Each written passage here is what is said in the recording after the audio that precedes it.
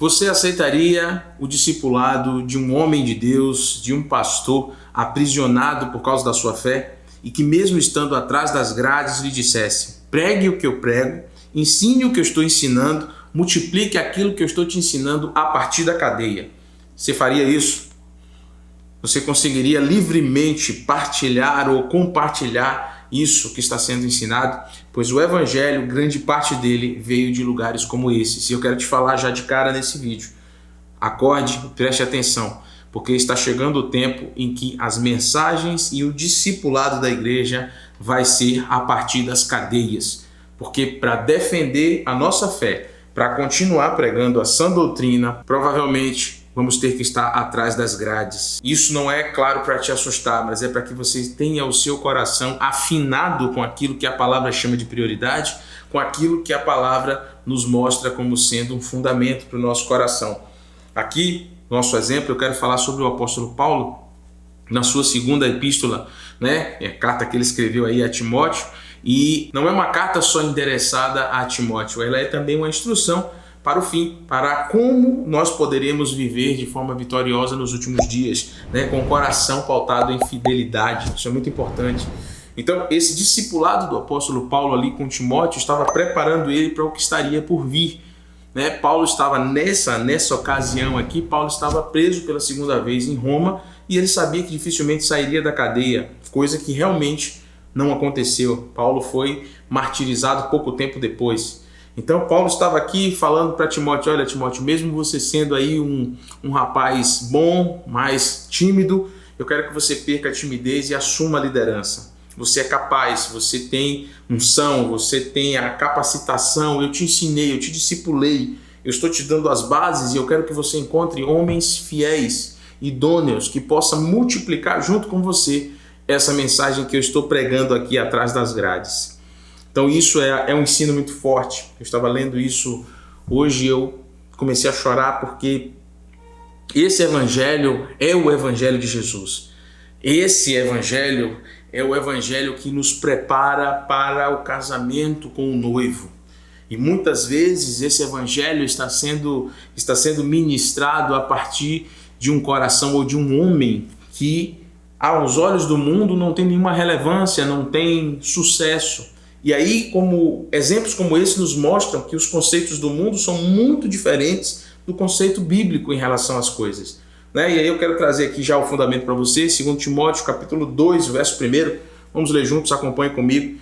Diz assim: portanto, você, meu filho, fortifique-se na graça que há em Cristo Jesus, e as palavras que me ouviu dizer na presença de muitas testemunhas, confia-as a homens fiéis que sejam também capazes de ensinar a outros, ou seja, de multiplicar esse discipulado que eu estou fazendo com você aqui, Timóteo, Palavras de Paulo. E aí o verso 3 ele diz assim: suporte comigo os meus sofrimentos, como bom soldado de Cristo Jesus. Nenhum soldado se deixa envolver pelos negócios da vida civil, já que deseja agradar àquele que o alistou. Verso 5, semelhantemente, nenhum atleta é coroado como vencedor se não competir de acordo com as regras. Isso aqui é muito importante. Competir de acordo com as regras.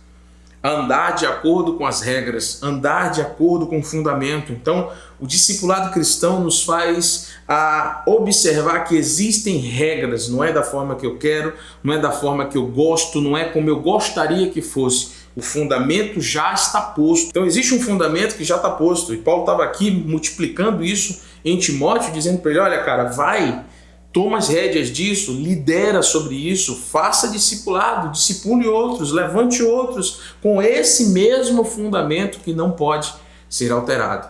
E mais, ele disse assim: olha, não tenha vergonha de mim, porque estou encarcerado. Isso me deixou muito quebrantado quando eu li na palavra, porque Paulo estava ensinando aí esse jovem evangelista, esse jovem líder, esse jovem pastor, a multiplicar esse tipo de conhecimento vivo. O que eu chamo de conhecimento vivo? Aquilo que estava sendo praticado naquele exato momento. As sensações eram novas, reais, vivas, atuais, não era só fruto de boa leitura. Entende? Então, Paulo estava dizendo assim como Paulo também diz aqui no capítulo 1, no verso 8, eu até vou voltar um pouquinho na história para você entender melhor, ainda em 2 Timóteo, no capítulo 1, no verso 8, ele diz assim: portanto, não se envergonhe de testemunhar do Senhor, nem de mim, que sou prisioneiro dele. Olha que coisa linda. Mas suporte comigo os meus sofrimentos pelo Evangelho, segundo o poder de Deus, que nos salvou e nos chamou com uma santa vocação, não em virtude das nossas obras, mas por causa da sua própria determinação e graça. Essa graça nos foi dada em Cristo Jesus desde os tempos eternos. Então Paulo estava dizendo assim: olha, você não tenha vergonha de mim, que eu estou preso, não tenha vergonha de Jesus, aliás, eu estou preso em Jesus, no que Jesus ensinou. Paulo disse assim: olha, mais do que preso fisicamente, eu estou atrelado ao que Cristo deixa como fundamento. Então eu quero te falar, hoje nós temos sim já evangelistas, pastores presos aí, sobretudo na janela 1040, os países onde o evangelho tem maior dificuldade para entrar, mas muitos de nós estamos aqui ensinando a Bíblia, como esse fundamento que eu estou compartilhando com você hoje, já estamos presos pela aliança que temos com o Senhor da palavra e com a palavra do Senhor. Já estamos atrelados a isso aqui, já pagamos um preço para não abrir mão da sã doutrina, para não adaptar o evangelho, para não excluir certas coisas que nos são penosas. Então, de alguma forma, hoje, nós já estamos aqui ensinando uma palavra estando preso à palavra. Só que vai chegar o tempo, como Paulo está avisando, que a gente vai estar preso à palavra, mas vai estar preso, encarcerado fisicamente também. E nós não vamos deixar de ensinar essa sã doutrina, porque nós não vamos nos envergonhar do Evangelho, nós não vamos nos envergonhar de Cristo Jesus, nós não vamos nos envergonhar de pessoas como Paulo, o apóstolo Paulo, nós não vamos nos envergonhar dos nossos pastores, dos nossos líderes que nos ensinam a sã doutrina. E deixa eu te falar uma coisa, a sã doutrina sempre vai consumir tudo que somos e tudo que temos. A sã doutrina consome tudo que temos e tudo que somos. A sã doutrina, ela não é uma ideia, ela não é um movimento, ela não é uma opinião. Ela é uma convicção. Por opiniões a gente bate boca, discute, ofende os outros e tudo. Mas quando você tem uma convicção, você não debate, você não discute, você morre por aquilo. Então o discipulado bíblico, ele deve partir desse lugar. Um lugar de convicção. E essa convicção consome a nossa própria vida. Consome o nosso tempo, consome os nossos sonhos, consome tudo. Porque Cristo é tudo em todos, tanto o querer como o executar também. Quando nós nos entregamos inteiros na mão dele, nós estamos dispostos a ir além do esperado para discipular as gerações, para mostrar para as pessoas como que Jesus ensinou, o que é que Jesus fez. Jesus, ele não nos liderou em palavras. Jesus não nos liderou em ideias apenas. Jesus nos liderou em convicção de eternidade. Jesus nos liderou nos mostrando, assim como o apóstolo Paulo aqui, que nós não deveríamos nos envergonhar de um evangelho pregado, ministrado, ensinado a partir das cadeias, a partir das prisões. Quando você vai estudar esse contexto aqui das cartas, das epístolas a Timóteo, a gente vai perceber que Paulo estava preso, ele estava preso em masmorra, ele estava ali às vezes ao relento, tinha todo tipo de bicho, tinha frio, os amigos deles tinham dificuldade de chegar a ele, era impedido de chegar a ele para que ele ficasse realmente isolado, para que ele tivesse ali também uma pressão emocional. Só Lucas conseguia chegar perto dele ali, os relatos aqui em Timóteo nos falam disso. Então, era muito complicado, mas nessa complicação toda, a partir desse lugar, dessa prisão, dessa cadeia, Paulo estava discipulando as nações por meio de Timóteo. O ensino daquela cadeia, daquele homem encarcerado. E como ele descreve muito bem no primeiro capítulo de 2 Timóteo, não tenha vergonha, Timóteo, de mim, Paulo, porque estou encarcerado em Cristo Jesus. Não tenha vergonha do Evangelho, não tenha vergonha de Cristo. Pregue o que é para pregar, seja lá que preço for. Então, queridos, esse discipulado cristão, ele é um discipulado pautado na entrega total. Ele é pautado nesse tipo de coisa. E aqui, a gente volta aqui também no versículo aqui 16, por exemplo, do capítulo 1, a gente vê aqui, Senhor, conceda misericórdia à casa de Onesíforo, porque muitas vezes ele me reanimou e não se envergonhou por eu estar preso. Mais uma vez, Paulo estava aqui se referindo a um outro discípulo, ele está falando de Timóteo, mas ele cita aqui Onesíforo. E ele diz assim, olha, ele também não ficou com vergonha de mim por eu estar preso, muito pelo contrário. Quando ele foi a Roma, uma das primeiras coisas que ele fez foi me procurar. Então, Paulo estava dizendo aos seus discípulos, vamos batalhar comigo, vamos junto para a hora da alegria, mas vamos também para a hora da dor manter a palavra, manter os fundamentos, manter aquilo que é real. E isso é a força do Evangelho. Essa é a vida do Evangelho, a capacidade de ir além da sua vontade, ir além dos seus sonhos, ir além daquilo que é confortável, ir além da sua própria humanidade. Porque as suas fontes não estão mais em você. Quando você abraça essa palavra, as suas fontes não estão mais em você. A sua força não parte mais de você. Tudo em você parte de Cristo Jesus. Ele é a nossa grande força, nosso grande alimento, a nossa grande motivação. Esse é o efeito de pregar o Evangelho de Jesus Cristo. Olha que coisa linda, eu quero ler mais uma vez para vocês. Suporte comigo os meus sofrimentos como bom soldado de Cristo Jesus. Mais uma vez ele fala em Cristo Jesus. No verso 1 ele já tinha começado dizendo assim, portanto, meu filho, fortifique-se na graça de Cristo Jesus. O que é graça? Graça é favor imerecido, é aquilo que a gente nunca vai poder merecer, mas que recebe de graça. Mas não é só isso. Graça é força, graça é capacitação, graça é aquilo que parte direto de Jesus para aqueles que são fiéis.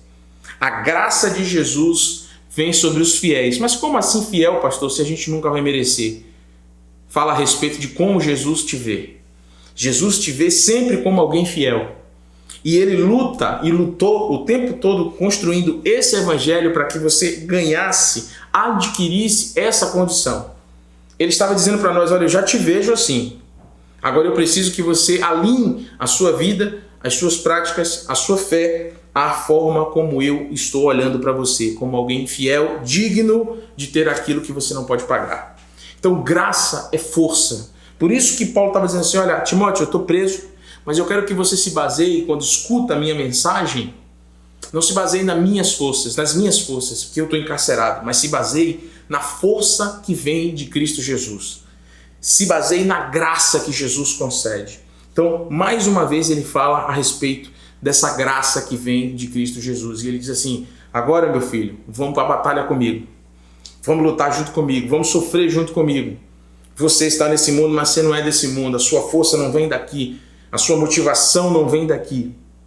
Então, esse discipulado é um discipulado que vem da prisão da opção pelo Evangelho, da prisão da opção pela sã doutrina, da opção de conduzir as pessoas, mesmo estando nesse mundo caído, para viver a eternidade com Cristo Jesus em glória. E aqui Paulo diz, não se envergonhe desse Evangelho, não se envergonhe de mim. Escute a mensagem que eu te prego, aqui da prisão, aqui da masmorra. Mas a prisão e a masmorra eram da fé que Paulo tinha. Então, eu quero pensar com você mais uma vez e até levantar essa questão.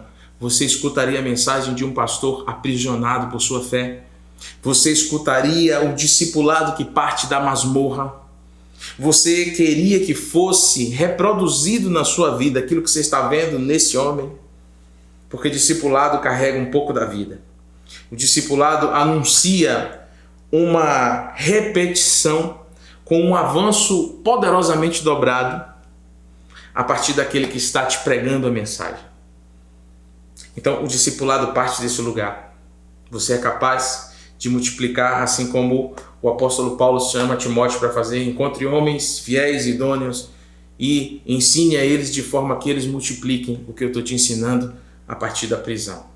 Esse é o Evangelho, esse é o discipulado bíblico e é para esse lugar que eu quero convidar você. Esse lugar é um lugar poderoso, é um lugar onde poderosamente deixamos de lado tudo que nós queremos só para nós, olhamos em volta e decidimos optar pelo outro, pelos outros, pelo próximo, pelos nossos irmãos, juntos de mãos dadas, em obediência a essa sã doutrina, multiplicamos o discipulado que leva as pessoas para reinar em glória com Cristo Jesus na eternidade. É para esse lugar que eu quero te convidar hoje a decidir mais uma vez multiplicar essa mensagem. Esse evangelho não é o evangelho do Clube da Bênção. Esse evangelho não é o evangelho do milagre por ser milagre, mas é o evangelho onde os milagres são fluentes, porque os milagres falam a respeito da glória de Deus, do que só se pode alcançar quando nós nos dobramos a esse Senhor. Amém? Então, que Deus possa te abençoar, que você queira para si esse discipulado, esse nível de cristianismo que está acessível a cada um de nós por meio da fé. Seja bem-vindo a esse lugar. Deus te abençoe. Se você gostou desse vídeo, dá um like, se inscreve aí no canal, deixa o seu comentário para que a gente possa interagir, crescer junto e multiplica.